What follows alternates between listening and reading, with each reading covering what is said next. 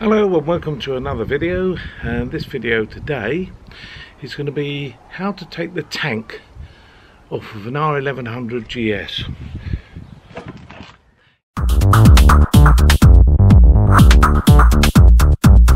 Right, so there could be several reasons why you want to take the tank off.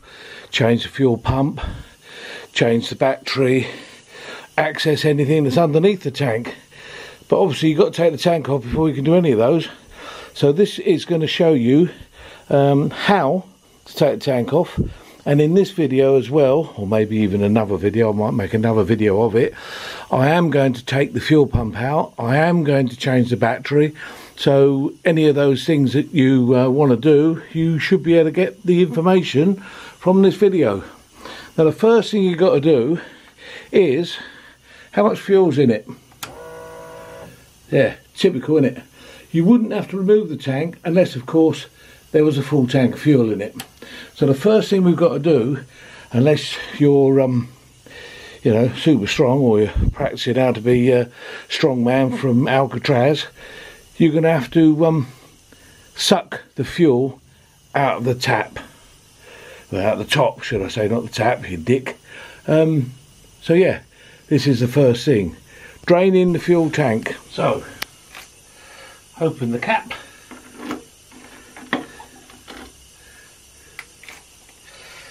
insert the tube. Now the pump's over there, so we're going to put the tube over the other side of the pump.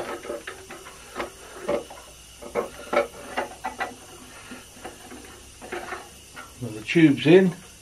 Now we've got to suck it up until the fuel is nearly at the end, and then stick the tube into the drainage tub. So now we suck it until we see the pipe fill up with fuel.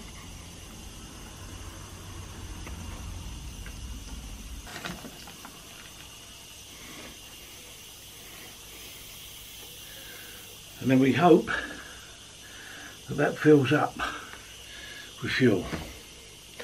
Hope.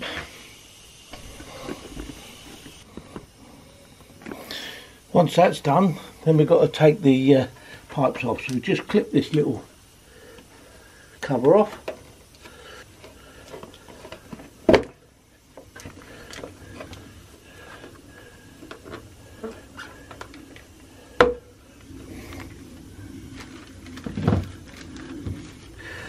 That allows us access to the pump pipes, the two pipes that come from the pump. One is your delivery, one is your return. So what you can do is take these off. You can, if you want, drain the tank directly from these, because obviously these are connected to the tank, and these will allow the tank to be emptied. Now, there's going to be fuel in these, even when you've got the tank down as much as you can by siphoning. There's going to be some fuel in here. So when we disconnect these two pipes, I normally use hose clamps on these to prevent any fuel coming out when you undo these clips. So a couple of hose clamps there, undo these clips, and then basically you're ready to either A, empty the tank fully, or B, remove the tank. So as you can see, two hose clips in place here, sealing both those pipes off. Those two clamps there have been released, so now in a minute I'll be able to pull these pipes off of the main pipe here, and this multi-plug, which is the fuel pump, has been totally disconnected. Then the next thing to do is to undo this nut here. The tank is then ready to lift as this has been disconnected and pull the whole tank back. So I'll show you. Now carefully just pull these until it comes out. Pull that comes out. Notice there is a little bit of fuel, but that was what was in the system. So now leave the hose clamps in place, take this nut out, let's lift the tank out. Lift the tank up, make sure all the pipes and everything are good to go. Nothing's going to get caught up with any pipe work, and then lift it back. Once the tank is off, the access to any of the bits and pieces underneath here is perfect. You can actually work on any of the bits and pieces. Now in this instance I'm going to replace the battery, so it gives me easy access to the battery. Disconnect the earth, disconnect the positive, take the battery out, and then I'm going to replace it with a brand new unit. Now the tank's off, I've got another tank which I'm going to use to replace this one, but obviously before I use that tank I've got to take this cap off, and I've got to take the fuel pump assembly off, which gives me a good opportunity to check all the pipes and everything, make sure everything is perfect for when I next start using it. Rip these off so that then we can remove the cap.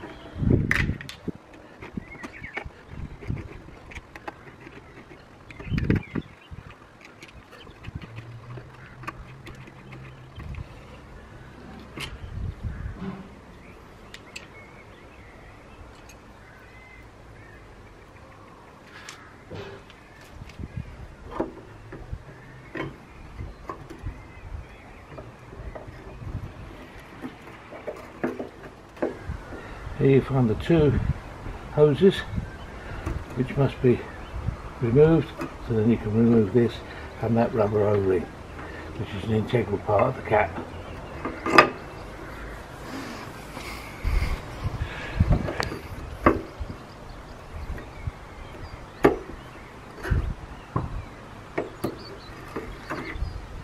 So that comes off, that comes off.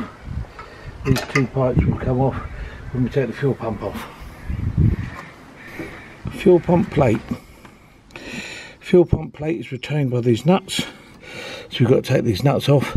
Also, we're going to look at the condition of these pipes. That pipe there doesn't look very good, so I'm going to replace that pipe. So I'm going to take that pipe off in a minute.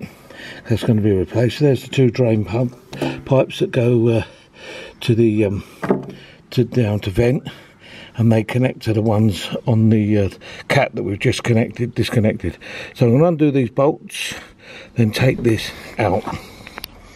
So all of those nuts off, taking this pipe off because this pipe's horrendous, and they just lift this up nice and gently, and then guide the fuel pump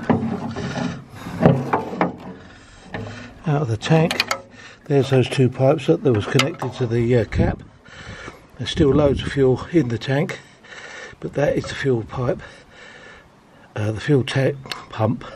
There's the fuel pump out of the tank, complete and ready to be overhauled if you needed to overhaul it. We don't have to overhaul this one. I'm only taking it out because I'm going to put it in another tank. So just put that down carefully.